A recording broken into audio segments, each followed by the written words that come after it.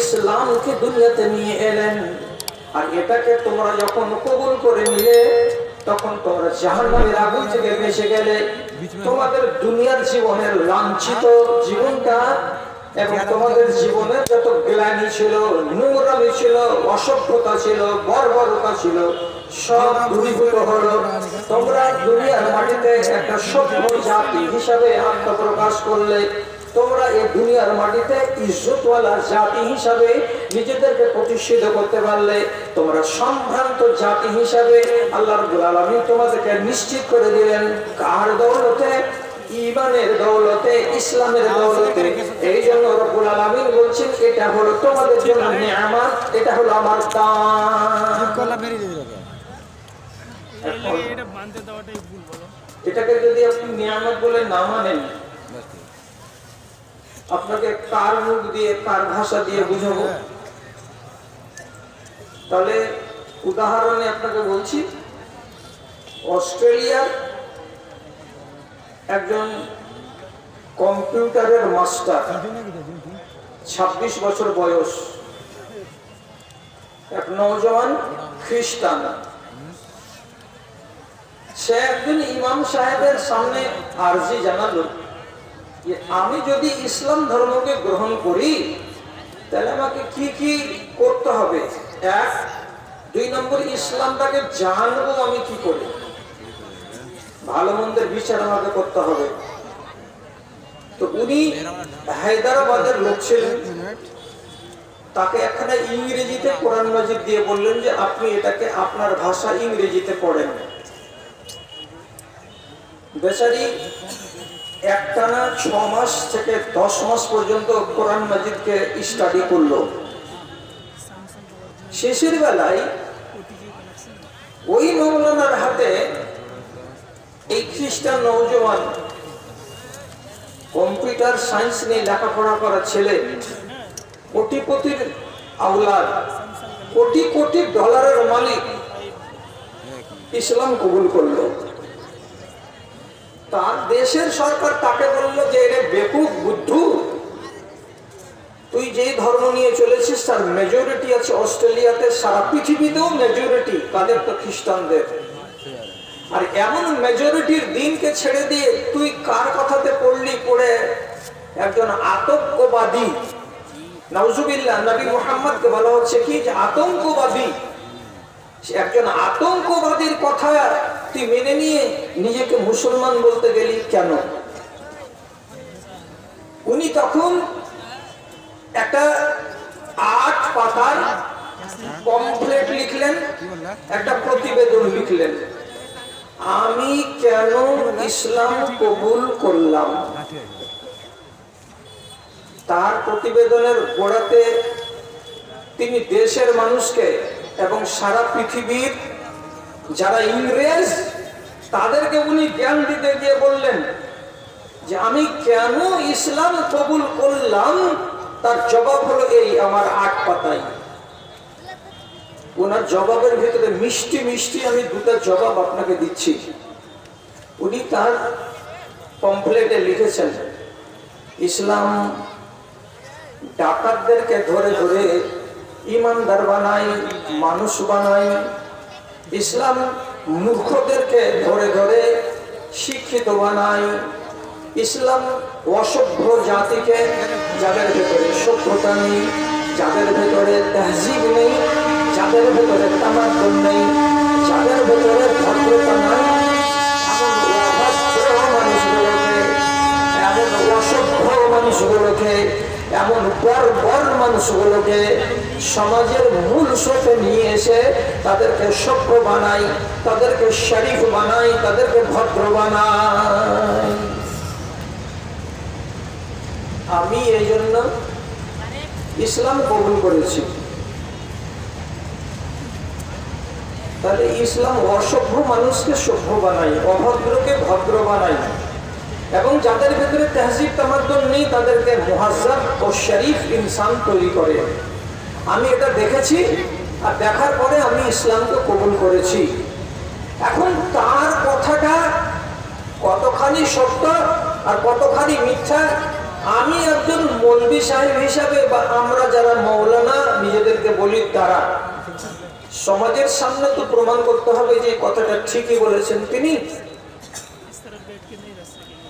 আরবের যেদিন ইসলাম আসে এবং নবী হিসেবে নিজেকে নবী মুহাম্মদ সাল্লাল্লাহু আলাইহি সাল্লাম আত্মপ্রকাশ করেন, তার আগের যুগটাকে কি যুগ বলা হয় আপনারা তো সবাই জানেন। ওই যুগটাকে কিসের যুগ বলা হয়? জাহেলিয়াতের যুগ বলে না? তো মানুষগুলোকে জাহেলিয়াতের যুগ বলে কেন যুগটাকে আখ্যায়িত করা হলো, এবং মানুষগুলোকে মূর্খদের যুগ আর মূর্খ কেন বলা হলো, এটা তো জানারই কথা। তো আমি তো লম্বা যদি উদাহরণ দিতে লাগি তো তাহলে তো এটাতেই চলে যাবে সোয়া ঘন্টা। টোটাল যেটুকু আমার নামে সভাপতি সাহেব বরাদ্দ করেছেন, আমি অত লম্বা করছি না, আপনাকে আমি মিশাল দিয়ে শুধু বুঝাবার জন্য বলছি। কোন মানুষ একাধিক স্ত্রী রেখে দুনিয়া ছেড়ে চলে গেল, তো সেই মানুষের একটা বেটা আছে, প্রথম স্ত্রী, ওর বাপের যে 2-3টা স্ত্রী আছে যাদেরকে রেখে মরে গেল, এগুলো তার মা। এই মাগুলোর ভিতরে যেই মায়ের পেট থেকে এই ছেলেটা পয়দা হয়েছে, ওই মাটাকে বাদ দিয়ে তার বাপের স্ত্রী যদি একটা 20 বছর 22 বছর 26 বছরের থাকে, তোকে আর বাপের বাড়ি যেতে দেয় না।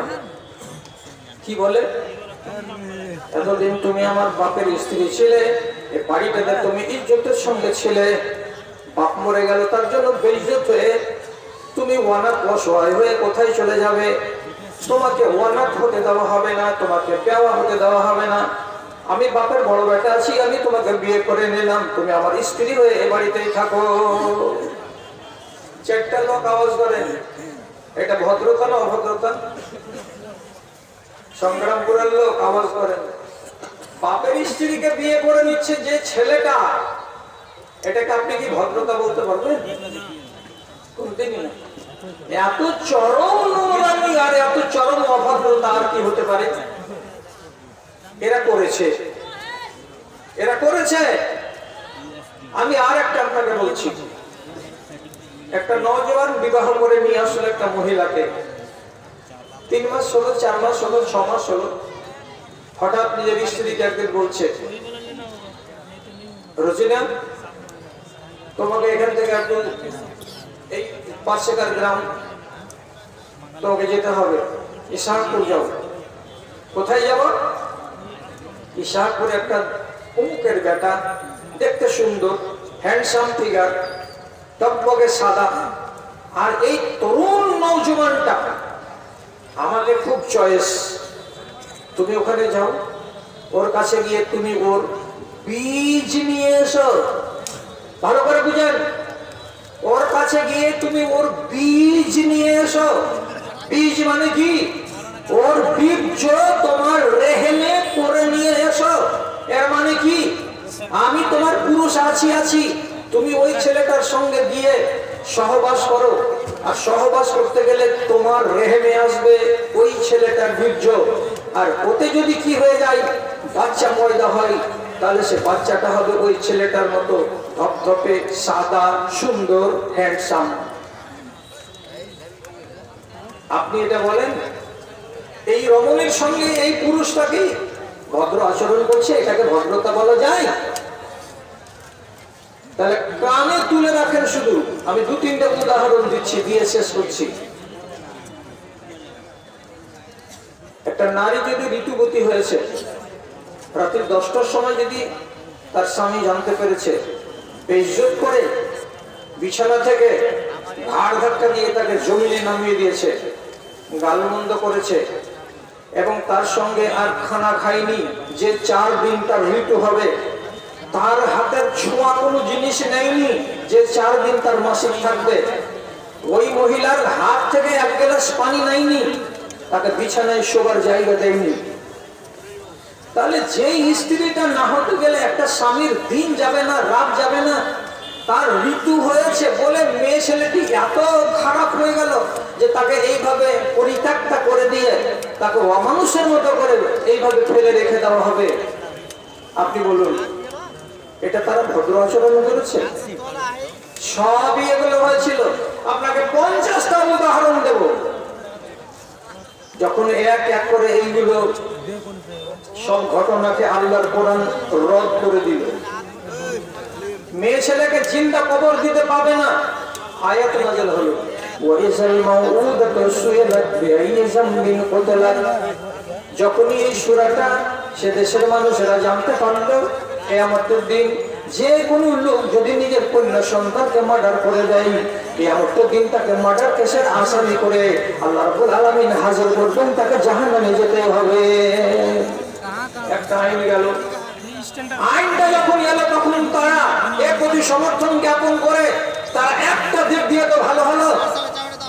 তারপরে চলুন আবার আল্লাহ রাব্বুল আলামিন আরেক জায়গাতে বলছেন ওয়ালা তানকিহু মা নাকাহা আবাউকুম, এমন কোন নারীকে তোমরা স্পর্শ করিও না, বিবাহ করতে যেও না যে নারীকে তোমার বাবা বিবাহ করেছে, যে নারীর কাছে তোমার বাবা রাত কাটিয়েছে, যার সঙ্গে শারীরিক সম্পর্ক কায়েম করেছে, এমন নারীকে তোমাদের জন্য বিয়ে করা হারাম জিন্দেগির মতো।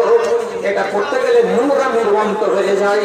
যখনই তারা কোরআনের আয়াতটাকে জানতে পারলো, তখন আরব দেশের মানুষেরা যারা এই রোগে আক্রান্ত ছিল তারা নিজেদেরকে সেখান থেকে সরিয়ে নিয়ে চলে আসলো। তো কমসে কম যারা এই রোগে আক্রান্ত ছিল, অসভ্যতার জালে ঘেরা পড়েছিল, তারা তো সেই অন্ধকার থেকে বেরিয়ে আসতে পারলো। আবার দেখুন সূরা বাকারার ভেতরে আল্লাহ রাব্বুল আলামিন বলছেন ইয়াসআলুনাকা আনিল মাহিজ কুল হুয়া আযান ফাতাজিলুন নিসা। এই মানুষেরা তোমাদের চরিত্রটা কি? তোমাদের বাড়িতে যদি তোমাদের বিবিরা ঋতুবতী হয়েছে তো তাদেরকে পরিশোধ করে তোমরা সাপের খাট থেকে নামিয়ে দিয়েছো, তার হাতের পানি নাওনি, তার হাতের খাড়া নাওনি, তার হাতের সেবা নাওনি, তাকে রান্নাঘরে যেতে দাওনি, তার হাতের পানি নাওনি।